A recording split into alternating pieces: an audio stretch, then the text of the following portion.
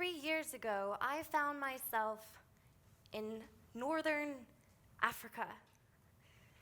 I was working as a journalist and an aid worker for a non-government organization, and being that I was in the field, I was on the hunt for a short-term volunteer project that's actually making a difference, changing the world, as they say. But the more orphanages, schools, and short-term projects I visited, the more I began to ask myself the question, is short-term voluntourism helping or harming communities? In many of the orphanages that I visited, I noticed that the bulk of the staff were made up by short-term volunteers, some coming for a day, some coming for 2 weeks. This type of volunteer can sometimes be called a voluntourist, a short-term volunteer going abroad to combine a service experience with a tourist's agenda. In these orphanages, I realized that these volunteers were taking away jobs from local workers. And not only that, but the revolving door of volunteers was creating a cycle of abandonment for these children. And every time that I watched a selfie being taken by these volunteers with a nameless, romping child, I wondered, are these children being demoted to the status of elephants in the wild or museum exhibits? Believe it or not, the voluntourism industry has actually created a need for more orphanages rather than eliminating them. And in some countries, 90% of orphan children have one or both living parents. This type of voluntourism is a revolving door of volunteers coming in and leaving and affecting children's lives. These children have a childhood without structure, without discipline, and it creates a sense of dependency for more aid. I began to realize there in Africa that short-term volunteerism is actually harming communities more than helping them. The volunteerism industry, which previously consisted of governments and agencies giving aid, has now been joined by masses of college-age hopefuls wishing to change the world while knowing little to nothing about the complexities of the countries that they are in.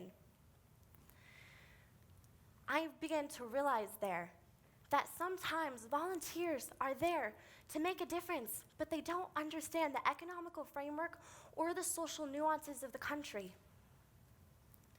There in North Africa, I began to ask myself the question, can't there be more than just an experience? As individuals from developed Western countries, shouldn't we allow our role in international aid to be defined not by our own interests, but by the express needs of developing nations? Many individuals argue that this is a valuable eye-opener for individuals to be able to recognize poverty. However, a self-actualization experience that validates privilege is not justice. There I was in North Africa, beginning to ask myself the question, can't there be more than just an experience? I decided to take a bush taxi with my questions about responsible development into the interior of the Sahara Desert. I wanted to see a village that was completely untouched by outside aid. I wanted to see inner empowerment working for myself. I wanted to see a village who could sustain themselves by themselves. That's how I met Sheikh Mohammed, my friend and the chief leader. I asked him one day, Sheikh Mohammed, do your friends give you gifts? And he said, yes, of course. So I said, well then, if I give you a gift, does that make me your friend? He paused a moment before he answered. He said to me, Heather, your American world is filled with so many material goods and items.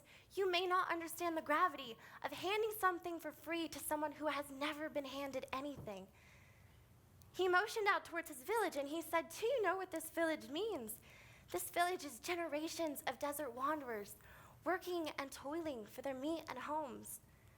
We are proud of this. We are empowered by this. Now, if you give a man a handout, you've just weakened him. You've just increased his dependency and you've just diminished his self-esteem. He said to me, Heather, a common notion is that Westerners are the solution to African problems, but this requires portraying us as victims.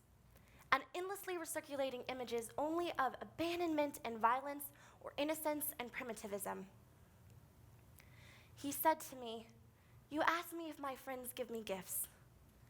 Make certain that first you are my friend.